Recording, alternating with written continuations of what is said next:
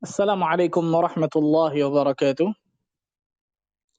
إن الحمد لله نحمده ونستعينه ونستغفره ونتوب إليه ونعوذ بالله من شرور أنفسنا ومن سيئات أعمالنا. من يهده الله فلا مضل له ومن يضلل فلا هادي له. أشهد أن لا إله إلا الله وحده لا شريك له وأشهد أن محمدا عبده ورسوله صلوات الله وسلامه عليه نبينا وحبيبنا محمد صلى الله عليه وعلى آله وصحبه وسلم. قال الله تعالى في كتابه الكريم: يا أيها الذين آمنوا اتقوا الله حق تقاته ولا تموتن إلا وأنتم مسلمون أما بعد. Ikhwani wa akhwati fiddin, rahimani wa rahimakumullah, saudara-saudariku sekalian, ikhwan dan akhwat sekalian, teman-temanku sekalian yang mudah-mudahan Allah Azza wa Jalla selalu berikan keberkahan dalam kehidupannya. Alhamdulillah, kita bersyukur kepada Allah atas segala limpahan karunia nikmat yang Allah berikan kepada diri kita, sehingga pada kesempatan malam hari yang berbahagia ini kita masih diberikan berbagai macam kenikmatan oleh Allah. Karunia yang sangat luar biasa banyaknya, yang tidak akan pernah bisa terhitung karunia dan nikmat tersebut. Di antara karunia tersebut tidak lain tidak bukan Allah berikan kemudahan kita untuk menuntut ilmu syar'i pada malam hari yang berbahagia ini. Walaupun secara daring atau online clubhouse seperti ini, tapi insyaallah ta'ala sama sekali tidak menyurutkan niat kita untuk selalu menuntut ilmu agama, ikhwan. Karena sebagaimana kita tahu bersama, menuntut ilmu agama adalah fardu ain, kewajiban bagi setiap muslim dan juga muslimah. Rasulullah sallallahu alaihi wasallam mengatakan talabul ilmi fariidatun ala kulli muslim. Menuntut ilmu adalah fariidah, fardu ain, wajib bagi setiap muslim. Ilmu apa yang dimaksud dalam hadis ini? Adalah ilmu syar'i, ilmu agama, ilmu tentang halal dan haram, ilmu tentang akhirat Allah tabaraka wa ta'ala, ilmu tentang agama Allah azza wa jalla. Kita berdoa kepada Allah, mudah-mudahan Allah selalu berikan taufik hidayahnya kepada diri kita untuk kita selalu bersemangat menuntut ilmu, dan Allah berikan kemudahan bagi diri kita untuk selalu mendapatkan ilmu yang bermanfaat. Allahumma amin. Salat dan salam semoga tercurah kepada Rasulullah sallallahu alaihi wasallam, nabi akhir zaman, nabi yang telah membawa kita dari zaman kejahiliahan, dari zaman kebodohan, dari zaman keterasingan akan ilmu menuju zaman yang terang benderang akan ilmu syar'i, itu zaman as-sunnah. Masyaallah muslimin wal muslimat, rahimani wa rahimakumullah. Melanjutkan bahas kita ikhwan tentang kitab Khulasah Ta'zimil Ilm, kitab ringkasan tentang keagungan ilmu karya dari Syekh Saleh Ibn Abdullah Ibn Hamad Al-Utsaimin hafizahullah ta'ala wa ra'ahu. Hari ini insyaallah ta'ala kita akan lanjutkan bab yang ke-15 atau simpul yang ke-15. Qala al-muallifu hafizahullah ta'ala, penulis berkata, al-ma'qidul khamis ashar, bab yang ke-15 atau simpul yang ke-15. Tentang apa itu? Raddu mushkilihi ila ahlihi, mengembalikan masalah, segala permasalahan itu kepada ahlinya. Mengembalikan segala permasalahan kepada ahlinya.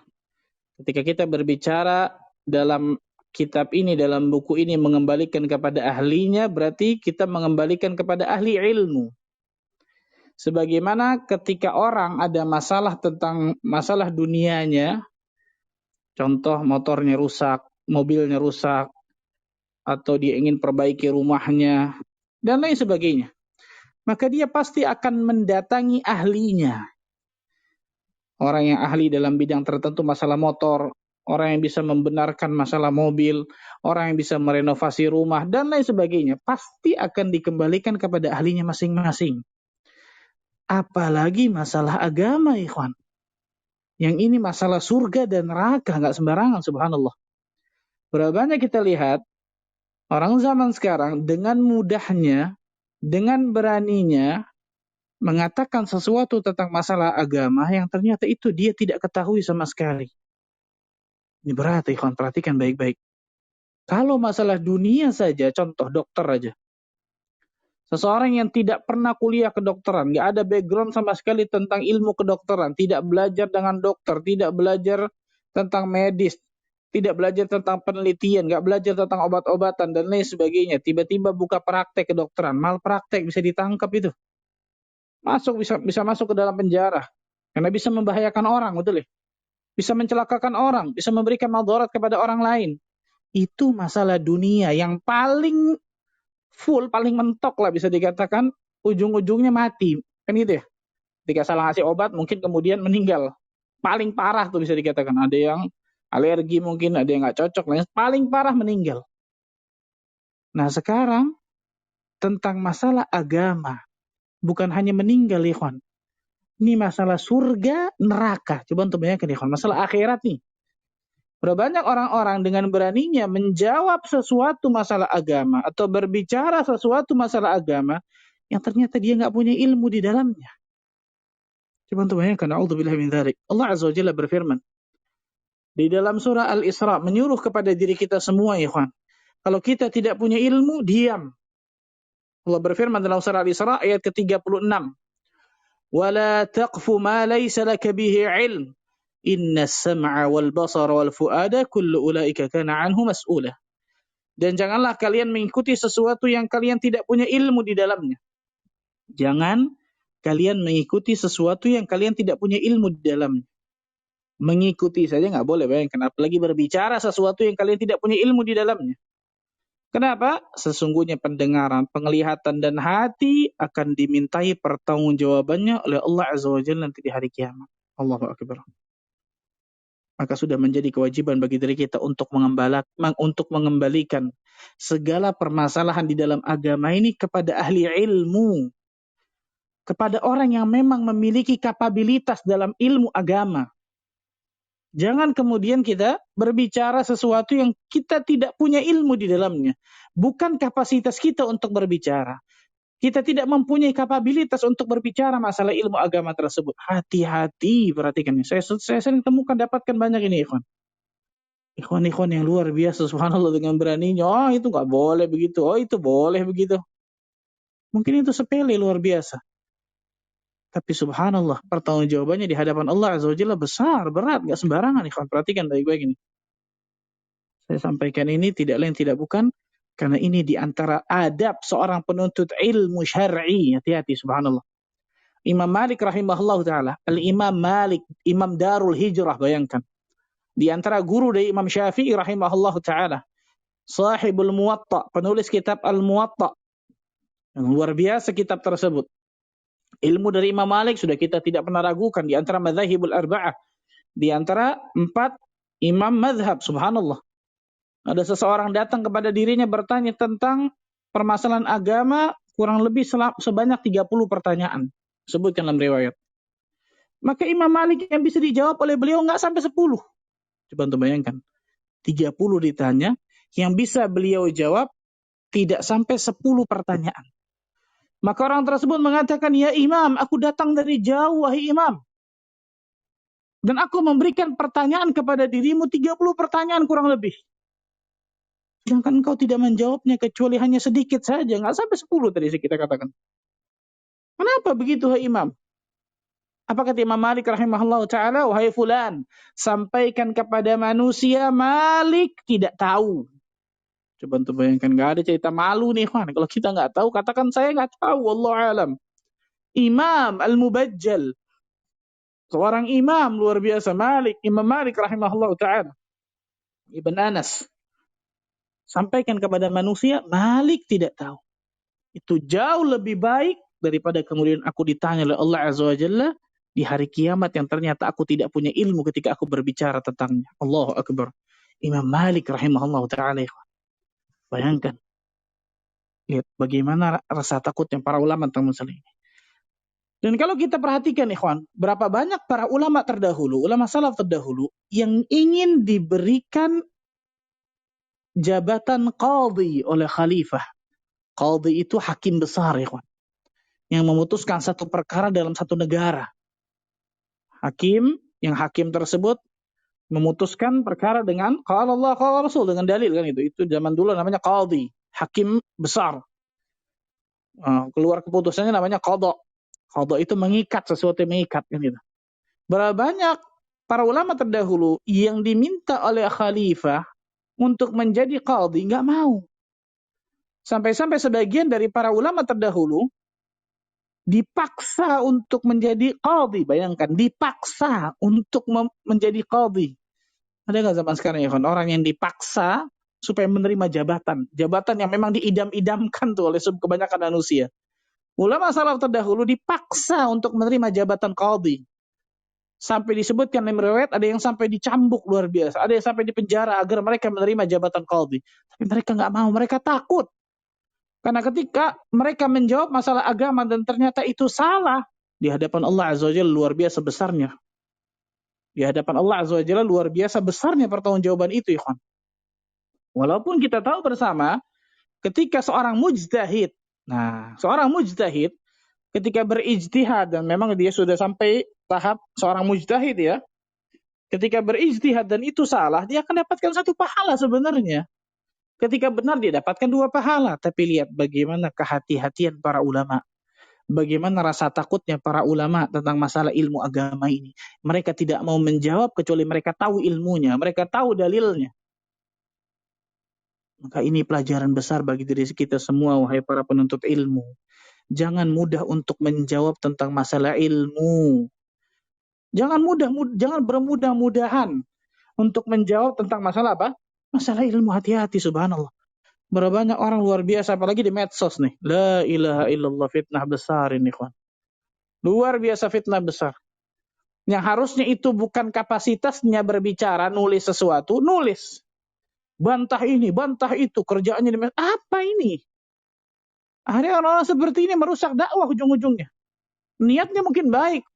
Untuk apa? Berdakwah kepada manusia, membantu dakwah, tapi caranya salah, subhanallah. Ini pentingnya ketika seorang berilmu tentang masalah dakwah, ikhwan. Berilmu tentang adab-adab seorang penuntut ilmu syar'i, jangan sampai overlap, betul ya? Jangan sampai overlap, subhanallah.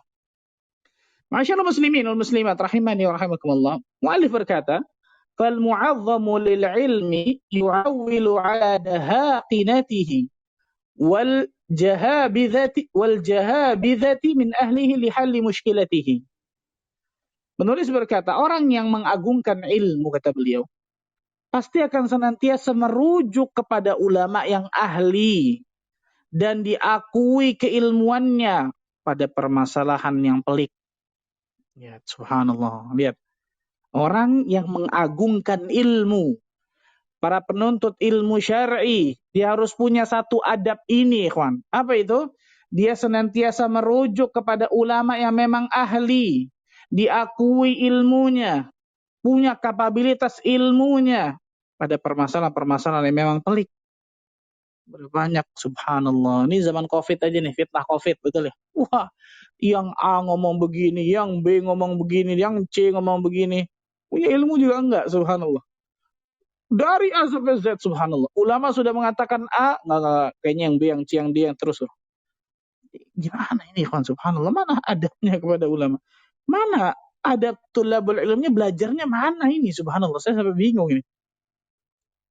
Mana adabnya, mana amalnya dari ilmu yang telah dia ketahui. Ketika para ulama, para ustadz, orang yang berilmu, memberikan satu jawaban atau memberikan satu permasalahan dan sebagainya, kemudian dia pilih yang lain, yang mengenakan dadanya. Yang lebih Yang lebih cocok dengan hawa nafsunya, lebih cocok dengan perasaannya. Ya Allah ya Karim. Orang yang mengagungkan ilmu, kata beliau, pasti akan senantiasa merujuk kepada ulama yang ahli dalam bidangnya. Diakui keilmuannya, punya kapabilitas yang mumpuni ketika dia berfatwa akan sesuatu dalam permasalahan-permasalahan yang pelik, contohnya, subhanallah. Ini disebutkan oleh Syekh tentang masalah ini. Kemudian wala yu'arridu nafsahu lima la nutiq. Kemudian dia orang tersebut tidak memberatkan dirinya dengan sesuatu yang dia tidak mampu untuk menggembannya. Kenapa? Khaufan minal qawli 'ala Allah bila ilmin. Ya benar banget, ikhwan. Karena mereka takut untuk berbicara tentang agama Allah ini tanpa ilmu. Ya, mereka takut. Bayangkan, sekelas ulama takut berbicara tentang agama Allah ini tanpa ilmu. Subhanallahil azim. Waftira'i 'ala din. dan membuat kedustaan di dalam agama. Mereka takut ternyata apa yang mereka katakan ini, apa yang mereka fatwakan, apa yang mereka sebutkan ternyata itu membuat kedustaan dalam agama. Allahu Akbar. Fahuwa yakhafu sakhtatar rahman qabla an yakhafa sautas sultan. Yang mengatakan luar biasa, subhanallah ini. Maka dia takut kemurkaan Allah, penuntut ilmu syar'i ini, kawan, dia takut akan kemurkaan Allah sebelum kemurkaan para penguasa. Jadi yang benar-benar dia jadikan patokan dalam hidupnya keridhaan Allah dan kemurkaan Allah. Kalau Allah ridha kepada dirinya, dia akan kerjakan. Kalau Allah murka kepada dirinya, dia akan tinggalkan. Bukan keridhaan dan kemurkaan penguasa. Bukan keridhaan dan kemurkaan kebanyakan manusia. Nggak ada urusan itu. Tapi keridhaan dan kemurkaan Allah Tabaraka wa Ta'ala yang itu dia jadikan patokan dalam hidupnya. Nah, ini disebutkan oleh Syekh tentang masalah hal tersebut. Kemudian beliau mengatakan juga, fa'innal ulama bi'ilmin takallamu. Karena seorang ulama itu tuh, tunggu orang yang ulama dengan ilmulah para ulama itu pasti akan berbicara. Ini orang yang berilmu nih, kawan. Dia akan berbicara dengan apa? Dengan ilmu. Wa bibasarin nafidhin sakatu. Dan dengan pandangan hikmah mereka diam. Jadi para ulama itu tahu, kawan, kapan waktunya mereka berbicara dan kapan waktunya mereka diam dengan hikmahnya. Allahu Akbar, subhanallah. Fa in takallamu fi mushkilin fatakallam bikalamihim. Dan apabila jika mereka telah berbicara pada suatu permasalahan ini, ikhwan, maka berbicaralah engkau dengan pendapat mereka, kata beliau ini. Dan sebaliknya tuh, wa idza sakatu anhu falyasa'ka ma wasi'ahum. Dan jika mereka diam, itu para ulama diam, mereka bersikap lapanglah sebagaimana mereka telah bersikap lapang. Allahu Akbar. Nah, ini diantara yang disebutkan oleh Syekh. Wa min asyaqqil mushkilatil fitan. Ini fitnah, masalah fitnah, ikhwan. Wa min asyaqqil mushkilatil fitanul waqi'ah wan nawazil al hadithah allati tatakatharu ma'a imtidadiz zaman. Beliau mengatakan di antara permasalahan yang paling rumit adalah fitnah-fitnah al-hawadith atau al-hadithah, itu fitnah-fitnah kontemporer, ikhwan. Yang semakin banyak seiring dengan berjalannya waktu itu kan pasti kan permasalahan kontemporer itu ada. Apalagi fitnah-fitnah kontemporer. Persis banget ketika masalah zaman Covid seperti ini ya, semua dibicara. Dari A sampai Z semua bicara, subhanallah. Ini persis luar biasa. Kemudian beliau mengatakan, وَالنَّاجُونَ مِنْ نَارِ الْفِتَنِ. Dan orang yang selamat, mereka yang selamat itu adalah orang yang selamat dari api fitnah. Dari api apa? Dari api fitnah. Wassalimun min wahajil mihan. Dan mereka juga selamat dari panasnya cobaan. Panasnya apa? Panasnya cobaan. Kenapa? Nih, ujungnya luar biasa nih. Hum man fazi'a ilal ulama wa lazima qawlahum. Karena mereka adalah orang-orang yang merujuk kepada ulama dan berpegang erat kepada para pendapat para ulama. Allah Akbar. Jadi memang yang dijadikan pegangan dalam hidupnya adalah orang-orang yang berilmu. Tapi ternyata hal tersebut nanti di akhir zaman dan mungkin sekarang sudah banyak kita lihat, subhanallah. Rasulullah sallallahu alaihi wasallam sudah mensinyalir nanti di akhir zaman, terutama sekarang sudah kita banyak lihat tentang masalah apa? Ruwaibidah.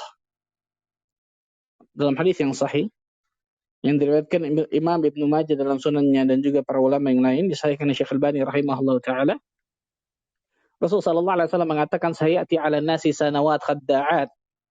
Akan datang tuh kata Nabi SAW kepada manusia tahun-tahun yang penuh dengan penipuan. Tahun-tahun yang penuh dengan kedustaan. Seperti apa itu? Yusaddiqu fiha al-kadhib wa yukadzibu fiha as-sadiq.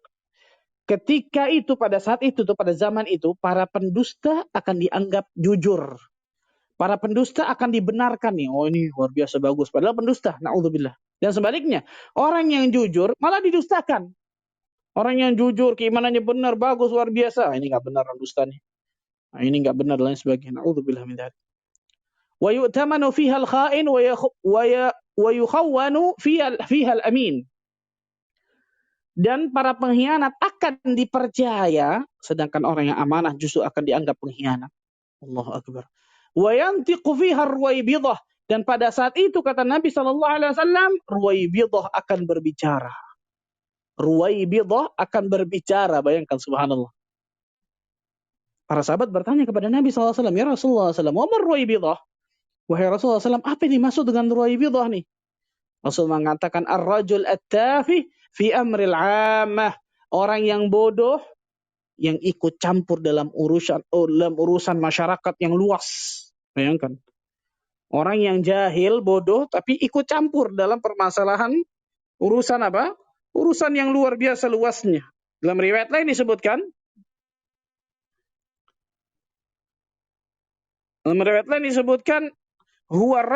ini diantara dalam Imam Syatibi dalam I'tisam, Imam Syatibi mengatakan huwa ar-rajul tafihatul haqir yantiqu fi umuril 'ammah. Ruwaybidah itu kata Imam Syatibi adalah seorang yang bodoh, hina, yang berbicara mengenai permasalahan masyarakat yang luas, yang umum. Ka'annahu laysa bi ahlihin an yatakallama fi umuril 'ammah fa yatakallam. Seakan-akan dia orang yang ahli dalam bidangnya tersebut, kemudian dia berbicara. Allahu akbar. Persis banget ya seperti kita zaman sekarang ya. Orang yang tidak tahu bagaimana ilmunya, kapabilitas ilmu berbicara tentang urusan umat yang luas, yang besar ini. Allahu akbar, subhanallah. Hati-hati nih, ikhwan. Hati-hati, luar biasa. Ditambah lagi yang luar biasa adalah di antara fitnah yang besar ketika Allah Azza wa Jalla wafatkan para ulama.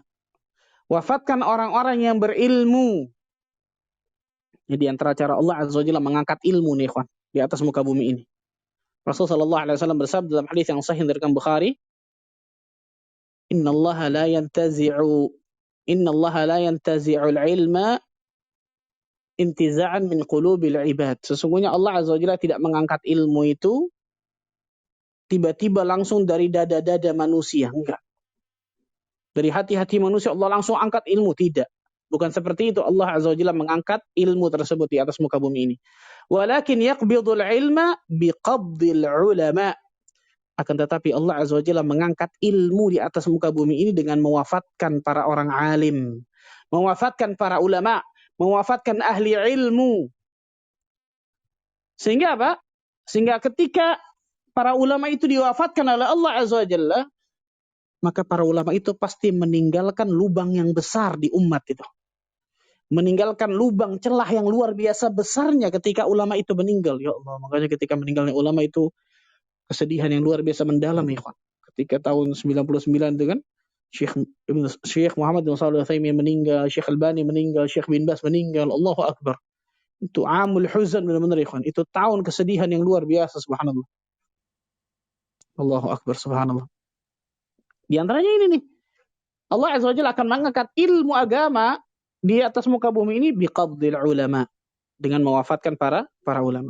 Hatta lam yabqa aliman, sampai enggak ada orang yang berilmu di antara mereka tuh, enggak ada tuh. Maka ketika tidak ada orang yang berilmu, apa yang dilakukan oleh manusia? Ittakhadhan nasu ru'usan juhala. Maka manusia mengangkat para pemimpin yang bodoh. Orang yang dianggap ulama diangkat padahal enggak punya ilmu, naudzubillah. Jahil tadi tuh, Ruwaybidah, naudzubillah. Kemudian apa? Fasu'ilu, orang tersebut ketika diangkat ditanya masalah agama. Fa'aftau bi ghairi ilm. Mereka berfatwa tanpa ilmu karena mereka malu ketika diangkat. Oh, masa anak enggak bisa jawab. Mereka berfatwa tanpa ilmu. Fadallu wa adallu. Na'udzubillah min dzalik. Mereka sesat dan menyesatkan orang lain. Coba untuk bayangkan, na'udzubillah min dzalik. Nasallallahu salamatal afiyah. Luar biasanya bahayanya ketika seorang berfatwa tanpa ilmu. Na'udzubillah salamatal afiyah. Nah, ma'asyiral muslimin wal muslimat rahimani wa rahimakumullah. Kita tahu bersama ikhwan, ketika kita ada kebingungan tentang masalah agama, ketika kita ada permasalahan masalah agama ini, maka kita wajib untuk kembali kepada Al-Qur'an dan sunnah Rasul sallallahu alaihi wasallam. Sebagaimana Allah Azza wa Jalla berfirman dalam surah An-Nisa itu kan, ayat ke-59, "Wa in tanaza'tum fi syai'in farudduhu ila Allahi war Rasul. In kuntum tu'minuna billahi wal yawmil akhir, dzalika khairu wa ahsanu ta'wila." Apabila kalian berselisih akan sesuatu, kata Allah, farudduhu ila Allahi war Rasul, maka kembalikan kepada Allah dan Rasulnya. Itu kembalikan kepada Al-Quran dan juga As-Sunnah. In kuntum tu'minuna billahi wal yawmil akhir, jika kalian termasuk golongan hamba-hamba yang beriman kepada Allah dan hari akhir, dzalika khairu wa ahsanu ta'wila. Yang demikian itu lebih utama bagi kalian dan lebih baik akibatnya. Jelas, ketika kita punya masalah sesuatu, permasalahan, kebingungan sesuatu, maka kembali kepada Al-Quran dan As-Sunnah. Dan orang yang paling memahami Al-Quran dan As-Sunnah tidak lain tidak bukan siapa? Al-ulama, warathatul anbiya. Para ulama, mereka adalah pewarisnya para nabi, orang yang berilmu tentang ilmu agama. Bukan para sultan, bukan para raja, bukan para orang yang punya jabatan, tapi tidak, orang yang berilmu. Itu pewaris para nabi, subhanallah.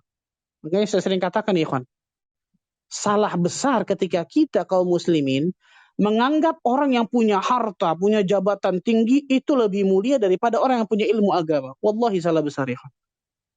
Nah, banyak orang menganggap seperti itu, betul ya? Ketika orang tersebut punya harta banyak, warga dihormati luar biasa.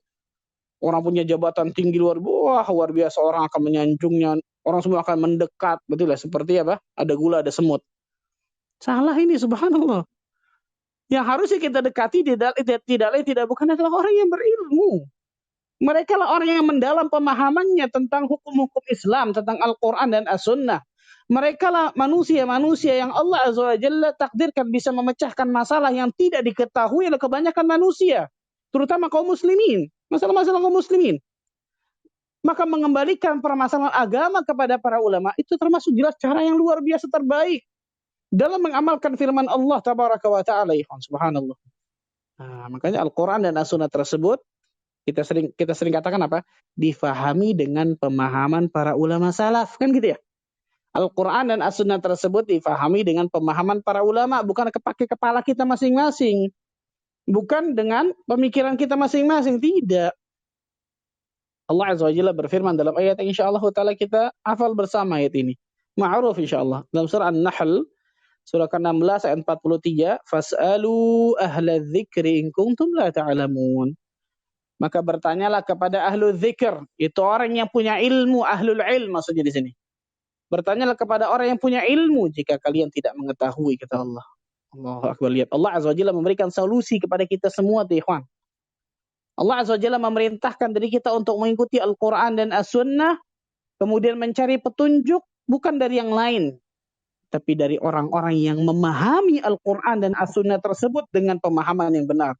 Tidak lain, tidak bukan adalah para ulama. Subhanallah. Ayat yang lain, Allah Azza wa Jalla berfirman dalam surah An-Nisa, surat keempat ayat 83.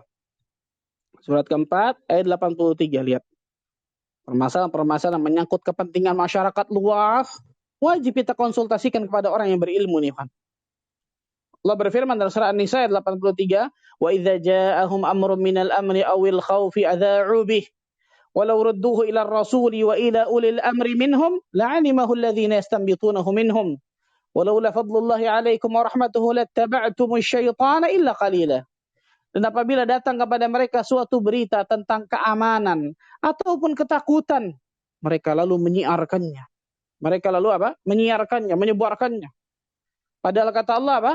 Kalau mereka menyerahkan kepada Rasulullah SAW dan ulil amri di antara mereka, tentulah orang-orang yang ingin mengetahui kebenaran akan dapat mengetahuinya. Itu dari siapa? Dari Rasulullah SAW dan ulil amri. Kalau tidaklah karena karunia Allah dan rahmat Allah kepada kalian, tentulah kalian akan mengikuti syaitan, kecuali sebagian kecil dari di antara kalian. Allahu Akbar. Lihat. Allah Azza wa Jalla menyuruh kita untuk membalikan kepada dalil Al-Quran dan As-Sunnah dan juga kepada ulil amri di antara kalian. Nah, ini penting tak masalah ini, ikhwan. Dan perlu diingat, ikhwan, tidak semua orang dibolehkan untuk memberikan fatwa. Tidak semua orang dibolehkan untuk menjawab tentang masalah permasalahan agama. Subhanallah, ya Allah. Pertanggungjawabannya berat di sisi Allah ikhwan kalau kita nggak tahu. Berapa banyak kita lihat para ulama sampai menulis kitab, ulama-ulama yang ketika ditanya mengatakan wallahu a'lam la adri. Wallahu a'lam la adri. Wallahu a'lam la adri. Bayangkan. Allah yang maha tahu, saya nggak tahu. Allah yang lebih tahu, saya nggak tahu. Allah yang maha tahu, lebih tahu, saya nggak tahu. Bayangkan. Sebanyak-banyaknya para ulama mencatat. Ulama yang ditanya oleh seseorang, kemudian mereka mengatakan, wallahu a'lam la adri. Saya nggak tahu. Allahu Akbar. Karena mereka tahu pertanggungjawaban di sisi Allah berat kalau mereka ternyata mengatakan sesuatu yang mereka tidak punya ilmu. Masyaallah muslimin wal muslimat, rahimani wa rahimakumullah. Allah Azza wa Jalla menyebutkan di dalam Al-Quran. Ada suatu dosa yang ternyata dosa ini lebih parah dari perbuatan kesyirikan. Coba bayangkan, luar biasa nih. Allah berfirman dalam surah Al-A'raf. Surah Al-A'raf ayat 33. Qul, katakan ya Muhammad. Innama harrama rabbil fawahisha ma zahara minha wa ma batan.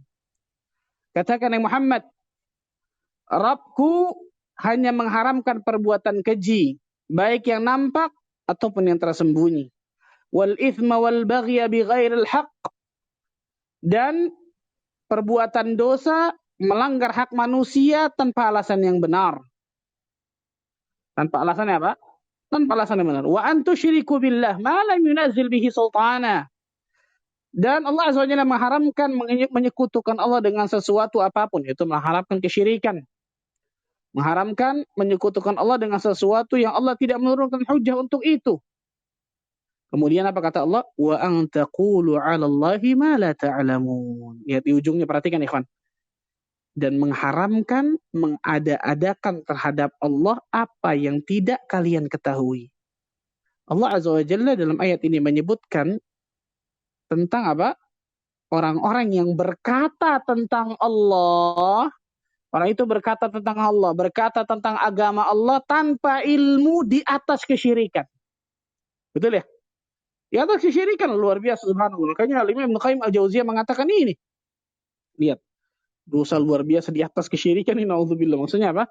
Yang pada akhirnya sebenarnya mengatakan tentang Allah tanpa ilmu, kesyirikan pun masuk di dalamnya sebenarnya kan gitu.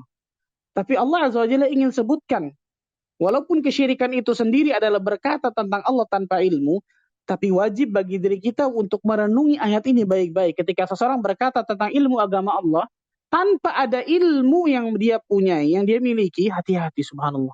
Itu termasuk dosa yang luar biasa besarnya. Hati-hati luar biasa. Itu termasuk apa? Dosa yang luar biasa besarnya. Allah Azza wa Jalla juga berfirman dalam surah An-Nahl. Surah ke-16 ayat 116 dan 117. Surat 16 An-Nahl ayat 116 dan 117.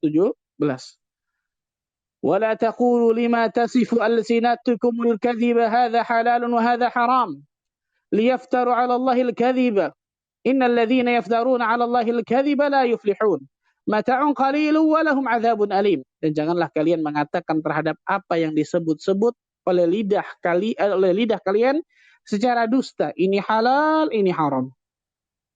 Yang mengatakan sesuatu yang disebut-sebut dengan lisan mereka itu dengan apa? Dusta. Ini halal nih, ini haram nih, dusta. Untuk mengada-adakan kebohongan terhadap Allah. Na'udzubillah min dzalik. Sesungguhnya orang-orang yang mengada-adakan kebohongan terhadap Allah tidak akan pernah beruntung, kata Allah. Nggak akan pernah bahagia, nggak akan pernah sukses, nggak akan pernah menang, nggak akan pernah senang. Itulah kesenangan yang sedikit bagi mereka, azab yang luar biasa pedih. Lihat, memberikan fatwa, menjawab pertanyaan, itu permasalahan besar, nggak sembarangan ya kawan. Sampai-sampai sebagian ulama mengatakan apa? Orang yang paling berani berfatwa di antara kalian adalah orang-orang yang paling berani untuk masuk ke dalam neraka Allah Azza wa Jalla. Kenapa? Karena para ulama terdahulu itu sangat berhati-hati dalam berfatwa. Padahal ilmu mereka yang amat luar biasa luasnya, tapi mereka luar biasa hati-hatinya dalam berfatwa. Mereka lebih merasa lapang ketika fatwa itu diajukan kepada ulama yang lain, bukan kepada mereka. Padahal mungkin pertanyaan-pertanyaan yang mungkin di benak kita pertanyaan yang remeh. Subhanallah. Allahu Akbar. Saya pernah duduk di kajian Syekh Ibrahim Ar-Ruhaili hafizahullah ta'ala. Beliau mengajar di Masjid Nabawi di antara masalah-masalah akidah kita akidah biasa. Beliau ditanya satu permasalahan tentang masalah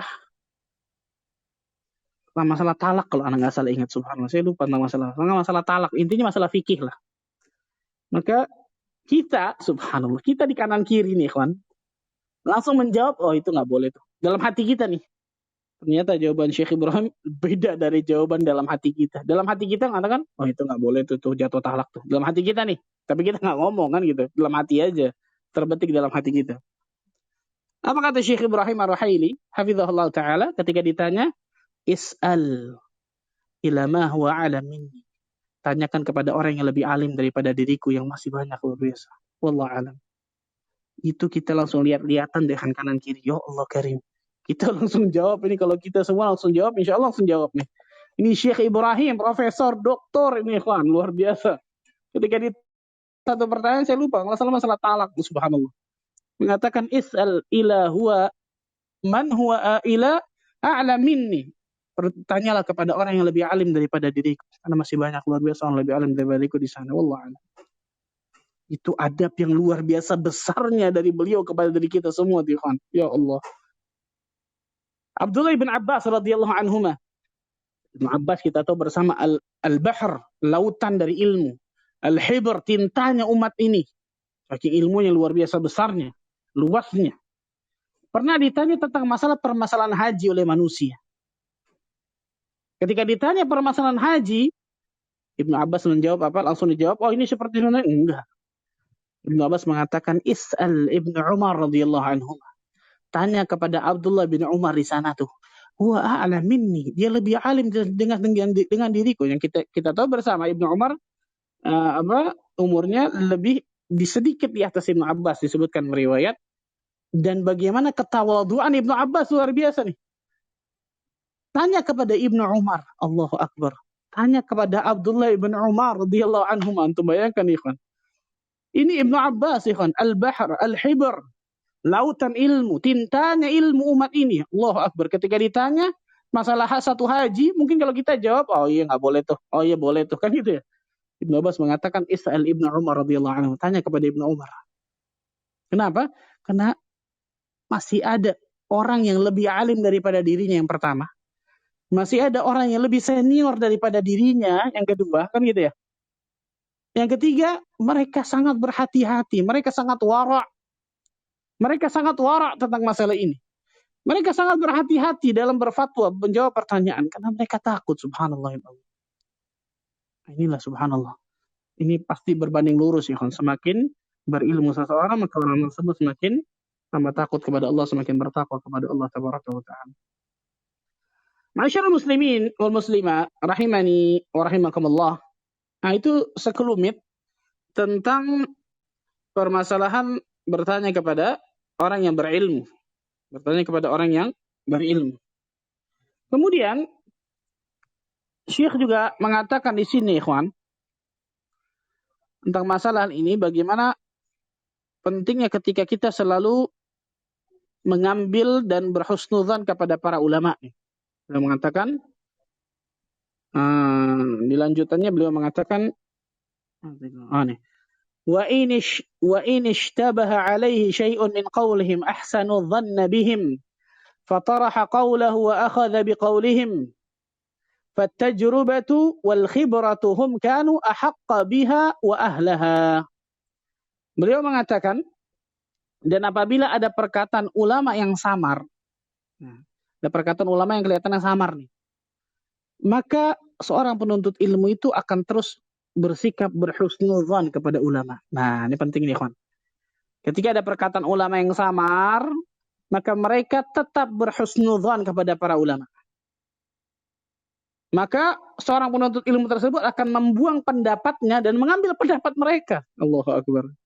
Membuang pendapat dirinya, mungkin dianggap nih kayaknya pendapat anak lebih benar, enggak, dibuang itu. Dan mengambil pendapat mereka, subhanallah. Kenapa? Karena pengalaman, keahlian, dan kedudukan mereka itu membuat pendapat mereka jelas lebih berhak untuk dipegang daripada kita. Jelas itu, subhanallah. Nah, makanya beliau mengatakan, Wa idza ikhtalafat aqwaluhum lazima qaula jumhurihim wa sawadihim. Beliau mengatakan apabila ada perbedaan pendapat di kalangan ulama nih, maka peganglah pendapat jumhur dan yang paling banyaknya. Ini yang paling aman ya, bagi orang yang awam, maka boleh bagi mereka untuk kemudian ngambil pendapat jumhur sudah. Boleh, subhanallah. Dan ini bisa dikatakan yang aslam dia. Selain ini lebih selamat daripada kepada dirinya kan gitu. Mencari apa? Keselamatan, karena keselamatan itu tidak dinilai dari sesuatu apapun.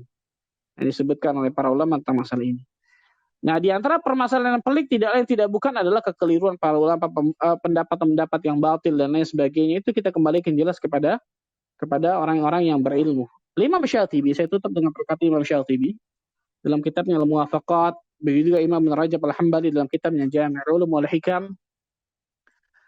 Dua ulama itu mengatakan apa, ikhwan? Fal jaddatu salimah 'arduha 'ala al-ulama'ir rasikhin wastimsaku biqaulihim fiha. Jalan keselamatan itu, ikhwan, adalah mengembalikan urusan kepada ulama yang rasikhun. Rasikhun itu yang dalam ilmunya. Itu jalan keselamatan, ikhwan. Mengembalikan segala urusan, segala permasalahan kepada ulama yang rasikhun, mendalam ilmunya, dan berpegang dengan pendapat mereka di situ. Allahu akbar, azim, ikhwan. Ini kata penutup yang luar biasa azim dari Syekh Al-Utsaimin hafizahullah taala. Ini di antara kewajiban bagi seorang penuntut ilmu yang ke-15, ya kan. Mudah-mudahan kita bisa mengamalkannya dan kemudian tidak mudah untuk mengucapkan sesuatu, mengatakan sesuatu dalam masalah ilmu agama yang kita tidak ketahui. Apalagi saya katakan tadi itu di medsos sampai berbantah-bantahan dan lain sebagainya, di medsos kemudian debat sama sini. Itu ada orangnya, ranahnya masing-masing. Jangan semuanya ngikut. Apa ini, subhanallah ya azim. Nggak usah ikut-ikutan, apalagi zaman fitnah seperti ini. Zaman fitnah itu dibutuhkan kita untuk belajar diam daripada belajar berbicara. Kalau anak kecil itu kan belajar berbicara, betul ya? Kalau kita sudah besar nih, kan sekarang belajar diam. Belajar banyak diam daripada belajar berbicara. Karena berapa banyak orang-orang yang menyesal ketika berbicara dan betapa sedikitnya orang-orang yang menyesal karena diam. Allah a'lam bishawab. Itu mungkin yang saya bisa sampaikan. Silakan mungkin ada pertanyaan. Allah ibarik jazakumullah khairan atas ilmu yang telah antum sampaikan. Dan teman-teman sekalian, alhamdulillah Allah telah mudahin kita untuk mengikuti kajian di sesi pertama, di sesi materi. Dan sebelumnya Ustadz izin ana ini Ustadz untuk menyapa guru ana dulu, Abang Sirun. Masya Allah, Masya Allah. Barakallah fiik, Bang Sirun. Afwan, tadi telat Ustadz, ada uzur. Ya, Masya Allah. Allah ibarik fiikum, Masya Allah, Bang. Iya Bang, Ana mau praktekin tadi ilmu dari Ustadz untuk belajar diam dan menyimak gitu. Jadi udah Ana serahin ke antum. Ya, tafadhol Bang. Masya Allah, dilanjut aja Bang. Enggak. Kalau udah ada purnama, bintang pasti redup gitu. Masya Allah, Masya Allah. Nggak boleh. Tafadhol Bang. Oke, taib. Alhamdulillah. Jazakallah khairan. Kita semua mengucapkan syukur kepada Ustadz yang telah menyampaikan begitu banyak faedah dan ilmu. Kemudian kita memasuki sesi kedua, yaitu sesi tanya jawab. Bagi antum yang ingin bertanya secara langsung, silakan bisa raise hand atau mungkin bisa menuliskan melalui chat di back channel. Tafadhol kepada para peserta yang ingin bertanya secara langsung bisa raise hand. Ya. Oh, kita sudah ada ya? Oke, penanya pertama yaitu Saudari Lesti Yulia.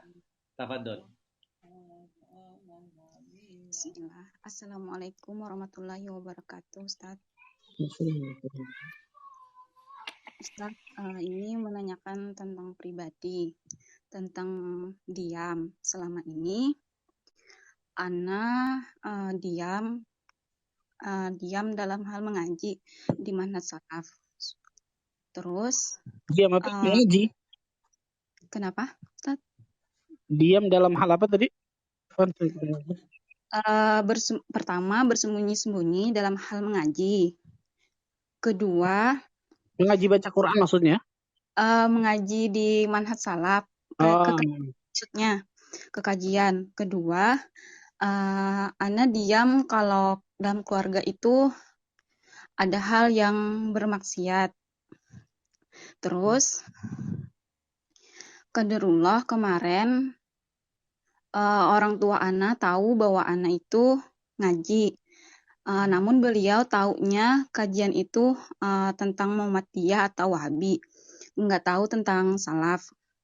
Terus Ana itu disumpah-sumpahin sama ayah Ana. Pokoknya disumpahin lah. Pokoknya misalkan segala orang tua Ana wafat, keluarga-keluarga Ana jangan ada yang bilang ke Lesti ya, kata beliau gitu.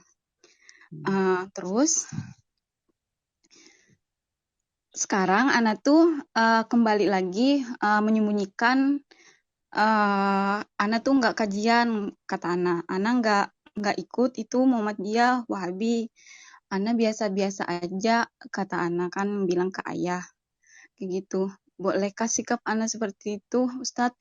Karena Ana tahu ayah Ana itu orangnya sangat keras, suka ya itu pemarah juga. Jadi insyaallah. Gimana Ustaz? Barakallahu fiki. Yang pertama ikhwan, Rasul sallallahu alaihi wasallam bersabda, la ta'ata li makhluqin fi ma'siyatil khaliq. Tidak boleh taat kepada makhluk ketika bermaksiat kepada sang Khalik. Kita tahu bersama menuntut ilmu syar'i, menuntut ilmu agama adalah kewajiban bagi setiap muslim dan muslimah. Ini yang pertama ya. Maka ketika ada siapapun yang menghalangi atau kemudian melarang diri kita untuk tidak menuntut ilmu agama, supaya kita tidak menuntut ilmu agama maksudnya, maka tidak boleh mendengar, nggak boleh taat. Kan itu yang pertama. Kenapa? Karena itu ketaatan kepada Allah dan Rasulnya jelas sifatnya mutlak di atas segala-galanya. Itu yang pertama. Nah yang kedua sekarang ikhwan, bagaimana kalau ternyata tadi tuh menyembunyikan ketika mengaji dan lain sebagainya. Kalau memang ada maslahatnya besar dan madaratnya lebih besar tadi, maka insyaAllah ta'ala mudah-mudahan insyaAllah dibolehkan masalah tersebut. Tapi kalau bisa kemudian jangan sampai berdusta kalau bisa. Mungkin dengan cara mempermainkan kata-kata dan lain sebagainya. Dalam ilmu ini disebut namanya tauriyah biasanya. Namanya apa? Tauriyah. Maknanya seakan-akan kemudian bukan mengacu kepada itu. Jadi apa yang kita pikirkan berbeda dengan apa yang orang pikirkan. Itu biasa tauriyah seperti itu. Nah, sekarang pertanyaannya adalah bagaimana dengan orang-orang yang seperti ini nih? Karena banyak di sana orang-orang yang Allah berikan ujian seperti ibu tuh, seperti umum, masya Allah. Tidak lain tidak bukan, yang pertama dia harus tambah tingkatkan takwanya kepada Allah Azza wa Jalla. Karena Allah Azza wa Jalla yang mengatakan, wa may yattaqillaha yaj'al lahu makhraja wa yarzuqhu min haitsu la yahtasib. Barang siapa yang bertakwa kepada Allah, Allah akan berikan jalan keluar dari segala permasalahan hidupnya. Ini Allah yang katakan. Dan kita wajib mengimani ayat ini, jelas, subhanallah. Dan Allah Azza wa Jalla akan berikan rezeki dari arah yang tidak disangka-sangka. Seorang ulama nama Bilal bin Sa'ad berkata, "Man aslaha ma bainahu wa bainallah, aslaha Allahu ma bainahu wa bainal ibad." Barang siapa yang memperbaiki hubungannya dengan Allah, maka Allah akan memperbaiki hubungannya dengan seluruh makhluk. Bayangkan, subhanallah. Bisa jadi ternyata Allah Azza wa Jalla berikan ujian kita seperti ini dengan keluarga dan lain sebagainya. Bisa jadi karena hubungan kita dengan Allah ternyata ada yang rusak di situ. Maka introspeksi diri kita, muhasabah diri kita masing-masing. Ketika orang bertakwa kepada Allah, yakinlah Allah Azza wa Jalla akan berikan jalan keluar dari arah yang sama sekali tidak kita sangka-sangka. Itu yang pertama. Yang kedua, doa kepada Allah. Berdoa kepada Allah Azza wa Jalla agar Allah berikan kemudahan dalam ukhti menuntut ilmu syar'i. Berdoa kepada Allah agar Allah berikan hidayah kepada orang-orang yang ukhti cintai tadi, subhanallah. Ayah, ibu, orang tua, saudara dan sebagainya. Karena hati manusia berada di jari jari Allah Azza wa Jalla. Yuqallibu kaifa yasha. Allah Azza wa Jalla membolak-balikan kemanapun yang Allah inginkan. Mungkin dalam pikiran kita, oh ini nggak mungkin, keras nih, nggak mungkin bisa dapat hidayah. Siapa yang ini kita menyempitkan rahmat Allah namanya, subhanallah. Berapa banyak ternyata orang-orang yang dalam kacamata kita orang itu sulit mendapatkan hidayah sunnah, mendapatkan hidayah taufik dari Allah, ternyata Allah bukakan hidayah kepada mereka, subhanallah. Bisa jadi karena doa kita yang ikhlas di keheningan malam, di waktu-waktu istijabah doa, sehingga Allah Azza wa Jalla bukakan hati mereka. Ini yang kedua, doa. Yang ketiga, tambah berakhlakul karimah kepada mereka. Garis bawah ini ikhwan nih. Tambah berakhlakul karimah kepada mereka. Bukan sebaliknya malah tambah musuhan. Enggak. Bukan sebaliknya malah tambah kenceng-kencengan. Salah. Kirimkan hadiah, sering ngirimin hadiah, sering kemudian tambah berbakti. Ketika orang tua kita nyuruh, langsung ikuti dan lain sebagainya. Tambah tunjukkan akhlakul karimah kepada mereka, ikhwan. Maka dengan itu mudah-mudahan Allah tabaraka wa ta'ala akan bukakan hati mereka dari akhlak kita, dari dakwah bil hal, dari dakwah perbuatan kita kepada orang tua kita. Karena banyak ternyata saya lihat yang seperti ini ternyata bukan hanya dari pihak tadi tuh, bukan dari pihak yang satu gitu, pihak orang tua yang keras dan lain sebagainya, pihak keluarga yang mungkin tidak menerima, tapi ternyata pihak kitanya, dari diri kitanya pun ternyata tidak mencerminkan akhlakul karimah dari masalah ini. Nah, ini penting tentang masalah ini. Wallahu a'lam bishawab. Itu mungkin yang saya bisa jawab. Nah, Ustadz, misalkan nih Ustadz, suatu saat ayah anak tuh tahu lagi bahwa anak ngaji. Ini kan kemarin tuh sudah anak bilang bahwa nggak ngaji gitu kan, nggak ngaji Muhammadiyah atau Wahabi, artinya nggak berbohong kan. Nah, ketika nanti misalkan kedarullah orang tua anak tahu lagi, apakah anak harus ngomong aja ya Ustadz? Mungkin anak berpikir seperti ini, mungkin kan sudah 1 tahun ini anak tuh kayak sembunyi gitu kan. Mungkin inikah hidayah untuk ayah gitu misalkan. Mungkin dengan ini anak kan udah nutupin, mungkin ini dibongkar dari Allah gitu. Terbesit di anak mengambil keputusan untuk menyembunyikannya lagi. Misalkan nanti ada lagi Ustadz ketahuan gitu, disampaikan aja kah Ustadz?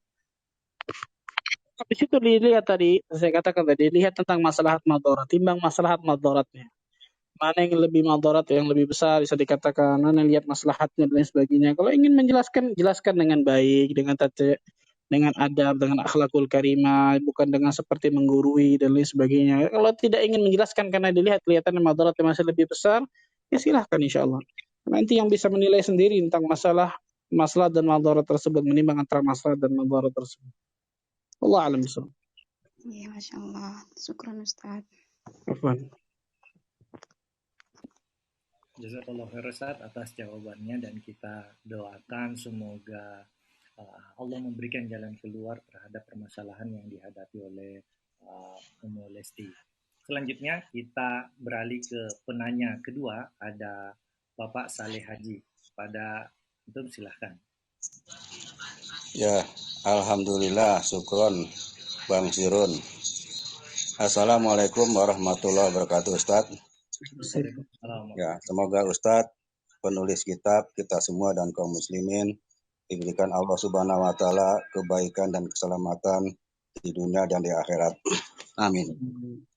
Ustaz, tadi disebutkan bahwa dalam menuntut ilmu sebaiknya kita memilih guru atau ulama yang mumpuni ilmunya dan diakui keilmuannya. Nah, mohon diberikan penjelasan atau batasan tentang mumpuni ilmu dan diakui ilmunya itu, Ustaz. Syukron. Barakallahu fikum. Jazakumullah khair. Yang pertama jelas, seorang yang berilmu tersebut jelas orang yang berada di atas Al-Quran dan As-Sunnah ala fahmi salaf. Berada di atas Al-Quran dan As-Sunnah di atas pemahaman salafus salih, para sahabat, tabi'in, tabi'ut tabi'in. Ini yang pertama jelas, itu mutlak nih kawan.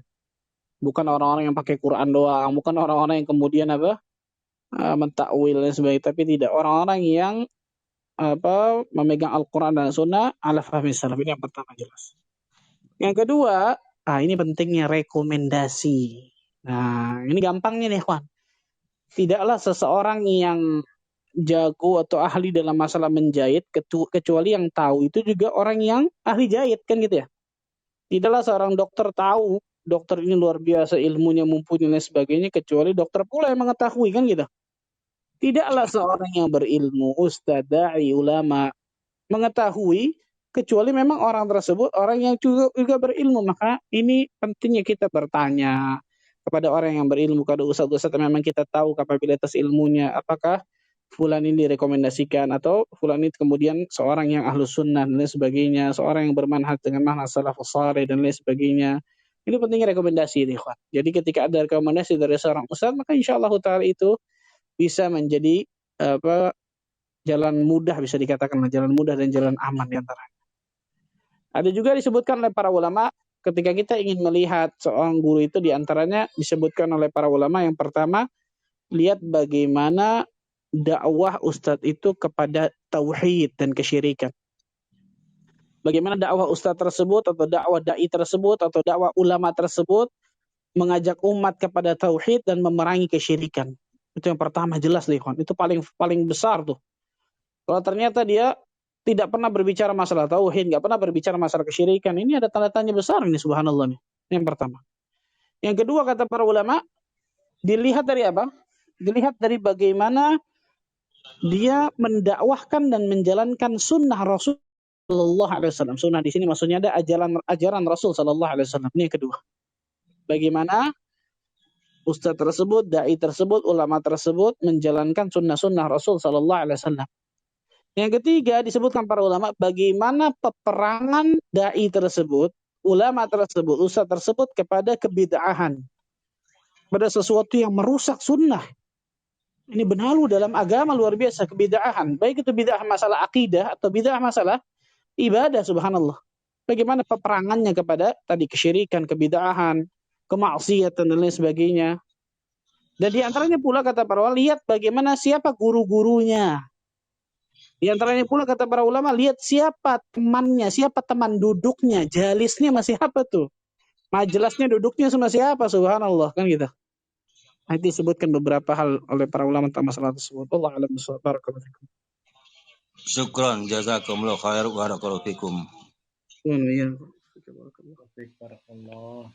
Jazakallah khairan Ustaz atas jawabannya. Selanjutnya kita beralih ke penanya ketiga. Ada saudara Muhammad Ikhwan. Bang Taufik, kami persilahkan. Assalamualaikum warahmatullahi wabarakatuh. Waalaikumsalam warahmatullahi wabarakatuh. Masya Allah, malam ini kayaknya terang benderang nih, Ustaz. Udah bulan berarti, Masya Allah. Ada Ustaz aneh nih, Ustaz Sirun. Tadi kan Masya Allah. Bang Zul bilang Mbak Rembulan. Kalau antum matahari, Bang Zul bintang, aneh kunang-kunang deh kalau gitu, Ustaz. Saatnya kalian. Masya Allah. Allahu barik. Ustaz Ahmad, bekhair Ustaz. Alhamdulillah. Kaya halak khair, sehat. Alhamdulillah. Ustaz sedikit nanya nih, Ustaz. Allah. Nah, di keluarga ana ini, tadi kan kita kembali ke permasalahan pelik yang bakal kita tanya kepada ahlinya, Ustaz. Nah, untuk masalah waris, Ustaz. Qadarullah di keluarga ana ini masuk ustadz yang dahulunya dia ngikut di salah satu organisasi. Yang sekarang, yang akhir-akhir ini ana tahu beliau itu condongnya ke arah orang-orang yang ingkar sunnah, Ustaz. Qur'aniyun, Ustaz, bisa dikatakan. Nah, ada permasalahan waris yang mereka tuh nanya ke beliau, Ustaz. Ya Allah. Di majelis itu ada ana, Ustaz, dan ana lihat subhanallah banyak kesalahan-kesalahan yang beliau ini, tapi keluarga ana nih sikoh nih, Ustaz, sama Ustaz Fulan itu tuh, Ustaz. Apakah ana harus membantah untuk mengclear itu atau membawa keluarga ana ketemu dengan salah satu ustadz? Waktu itu ana mencoba ngajak Ustadz Abdullah Zawawi, tapi keluarga ana itu malah lebih sikoh ke beliau nih, Ustadz. Mohon masukannya, Ustadz, gimana, Ustadz? Jazakallah khair. Allah barik fiik, insyaallah. Memang ini diantara subhanallah, diantara kenikmatan ikhwan yang Allah Azza wa Jalla berikan kepada diri kita. Ketika Allah Azza wa Jalla berikan kepada diri kita ini guru-guru, yang guru-guru tersebut saleh di atas manhaj yang benar, dalam pemahaman yang benar, akidah yang benar, itu kenikmatan besar luar biasa. Karena ketika seseorang Allah Azza wa Jalla jadikan orang tersebut mendapatkan guru-guru yang seperti tadi itu, na'udzubillah, yang jauh dari kebenaran, bahkan bisa dikatakan kesesatan, hanya pakai Quran nggak pakai hadis. Na'udzubillah min dzalik. Maka yang seperti itu jelas sebuah keburukan. Itu yang pertama. Yang kedua, ikhwan, coba cari, karena kalau antum langsung ngebantah di situ kelihatannya antum yang akan babak belur ujung-ujungnya, takutnya. Karena orang-orang seperti ini biasanya pintar bersilat lidah, pintar berbicara, pintar meyakinkan orang dan lain sebagainya, sampai tadi itu keluarga antum sampai thiqah kepada ustaz tersebut kan gitu. Nah, maka coba cari ustaz-ustaz yang tadi misal Ustaz Blazawi yang ternyata agak kurang pas sama keluarga antum, cari ustaz yang lain yang memang insyaallah taala ustaz ini kelihatannya bisa masuk nih. Nggak langsung juga cari yang lain dan lain sebagainya sampai benar-benar apa? Karena kita kan usaha ya.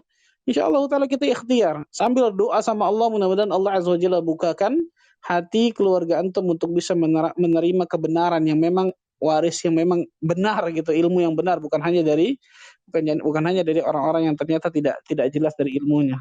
Maka coba cari yang seperti itu. Sambil tadi saya akan katakan apa? Terus doa kepada Allah, terus berhusnudzan kepada Allah. Allah azza wajalla akan berikan hidayah kepada keluarga antum mudah-mudahan insyaallah. Itu mungkin yang bisa akan. Wallahu a'lam. Masya Allah, jazakallah khair. Ustaz Sirun, jazakallah khair. Wah iya, tuh ya. Syukran Ustaz. Kapan nih kita ke Burak nih insyaallah mampir nanti Ustaz. Ramadan mampir. Ana tunggu di Resbin juga deh antum Ustaz. Ustaz Ahmad nih. Insyaallah. Jazakallah khair. Allah barik fikum. Oke, Tayyib, sebelum kita beralih ke penanya berikutnya, Ustaz, ada pertanyaan di chat, di back channel, dari saudara Sari. Bismillah, barakallahu fiik, semoga hidayah dan istiqomah senantiasa tercurahkan untuk Ustaz dan seluruh peserta kajian ini. Mohon bertanya, apa tindakan kita jika mengingatkan berkali-kali terhadap seseorang berkaitan dengan kezalimannya kepada orang tuanya, tapi masih saja berulang? Jika tindakan mengingatkan membuat yang bersangkutan menjadi lebih egois lagi sehingga menimbulkan perseteruan, apakah sebaiknya diam? Sementara pihak orang tua tidak merasa terdolimi sama sekali. Jazakallahu khairan. Itu pertanyaan.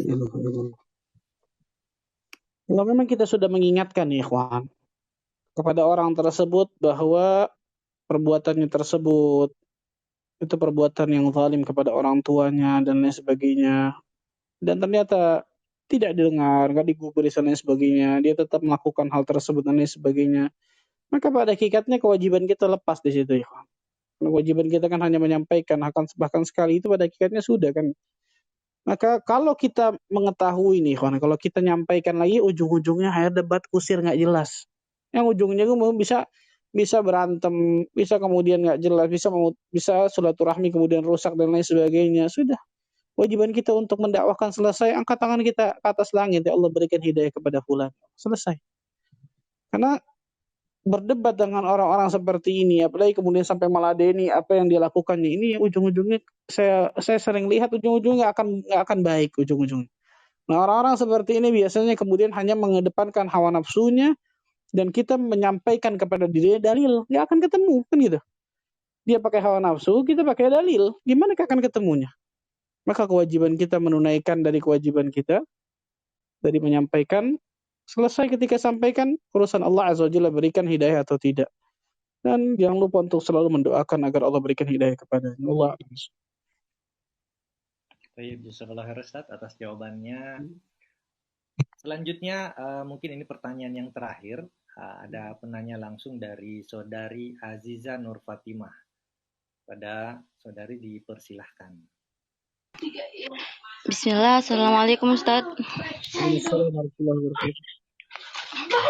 Izin bertanya Ustaz, kadang Ana suka bingung kalau misalnya Ana digajak sama teman untuk menghadir kajian gitu Ustaz, tapi Ustaznya bukan salaf ya Ustaz, yang masih mengikuti hawa nafsu gitu Ustaz, dengan alasan Ana takut terkena syubhat karena ilmu Ana masih minim dan Ana masih banyak belajar. Syubhat kan halus Ustaz, menyambar-nyambar gitu. Kadang kalau Ana menolak mereka bilang, golongan kamu mah suka membidah-bidahkan. Katanya Ustaz, suka bilang Ustaz yang bukan rujukannya syubhat dan lain-lain gitu Ustaz. Jangan wahabi gitu Ustaz. Ana kadang sedih Ustaz ya, harus gimana ya Ustaz ngadapi Ustaz? Ini nasihat kepada diri ana dan juga lil jami' kepada semua. Ikhwan, orang-orang yang menuduh dakwah sunnah ini dengan dakwah yang ini, yang itu, penamaan ini, penamaan itu, dan lain sebagainya, mereka tidak tahu. Perhatikan nih, kebanyakan mereka adalah jahil, mereka nggak paham. Karena mereka paham bagaimana nikmatnya di atas sunnah Nabi SAW, mereka akan mengeluarkan seluruh harta mereka untuk dapatkan hidayah yang satu ini, hidayah sunnah. Dan betapa nikmatnya ketika Allah berikan kepada diri kita hidayah Islam dan hidayah di atas sunnah Nabi SAW. Maka coba lihat, pandanglah dengan kacamata hikmah di sini, ikhwan. Dengan kacamata hikmah. Jadi jangan hanya dengan kacamata hawa nafsu dan lain sebagainya, hanya dengan amarah kita dituduhin dan lain sebagainya. Sudah, itu nggak ada urusan. Kita masuk kuping kiri, keluar kuping kiri lagi sudah. Yang penting ketika kita bermuamalah kepada mereka dengan baik, berakhlakul karimah dan lain sebagainya. Ketika orang itu mengatakan hanya ente doang yang masuk surga dan lain sebagainya, karena mereka nggak tahu, mereka mengatakan itu, kan gitu. Kalau mereka tahu, nggak mungkin mereka mengatakan itu. Yang namanya al-haq, kebenaran itu tidak berbilang, kebenaran itu satu, jelas. Al-jamaah, kata Nabi SAW. Ma ana alaihi al-yawmu ashabi. Apa yang aku dan para sahabatku di atasnya. Pemahaman aku, kata Rasulullah SAW, dan juga para sahabatku, hanya satu, nggak ada yang kedua, nggak ada yang ketiga, nggak ada selanjutnya, subhanallah. Itu Islam yang dibawa oleh Rasulullah SAW, diteruskan kepada sahabat, tabi'in, sampai sekarang kepada diri kita. Maka Syekh Abdul Aziz bin Abdullah bin Bas mengatakan apa? Kebanyakan manusia pada zaman ini juhala, mereka jahil, mereka bodoh, mereka nggak paham tentang ilmu agama. Mereka tidak paham tentang sunnah Rasul Sallallahu Alaihi Wasallam. Bagaimana ajaran sunnah Rasul yang sangat nikmat ini, luar biasa. Kalau seandainya mereka paham, nggak mungkin mereka melakukan itu. Nggak mungkin mereka menuduh hal tersebut. Dan ini jangan ditambah pula dengan sikap keburukan kita kepada mereka. Saya sering katakan ini nih. Jangan ditambah pula dengan tidak senyumnya kita kepada mereka, tidak ramahnya kita kepada mereka, tidak berakhlaknya kita kepada mereka, tambah parah seperti itu, kan gitu. Harusnya apa yang dilakukan? Lihat Rasulullah SAW dan para sahabat.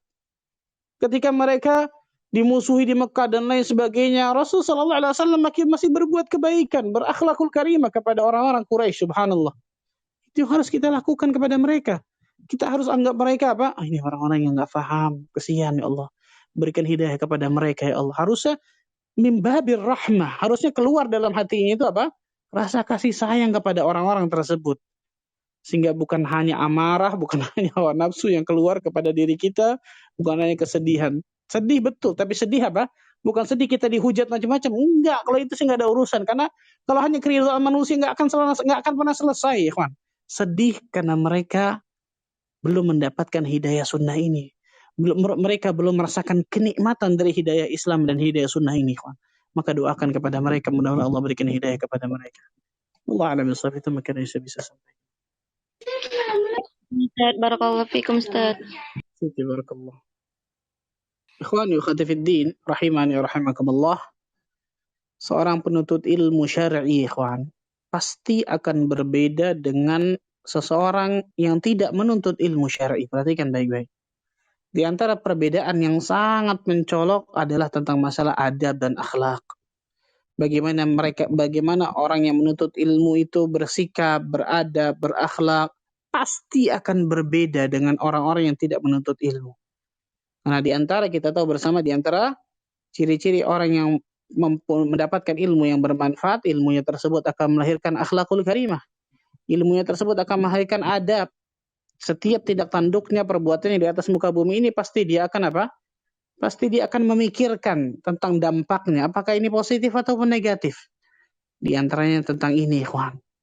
Di antaranya tentang hal ini. Jangan kita sudah menuntut ilmu dengan berani kemudian berfatwa, dengan beraninya menjawab pertanyaan yang ternyata kita tidak tahu, dengan beraninya berdebat di media sosial. Jangan hilangkan itu, ikhwan, subhanallah. Rasulullah SAW bersabda, min husni islamil mar'i tarkuhu ma la ya'ni. Di antara tanda kebaikan Islam seseorang, dia akan meninggalkan hal-hal yang tidak bermanfaat bagi dirinya. Sibukkan diri kita dengan ilmu dan amal, Maka dengan itu Allah Azza wa Jalla mudah-mudahan akan berikan berbagai macam hidayah kepada kita sampai Allah wafatkan diri kita dalam keadaan husnul khatimah, mudah-mudahan. Allahumma amin. Ini mungkin yang saya bisa sampaikan. Allah a'lam bishawab. Subhanakallah bihamdika, asyhadu an la ilaha illa anta astaghfiruka wa atubu ilaik. Wassalamualaikum warahmatullahi wabarakatuh.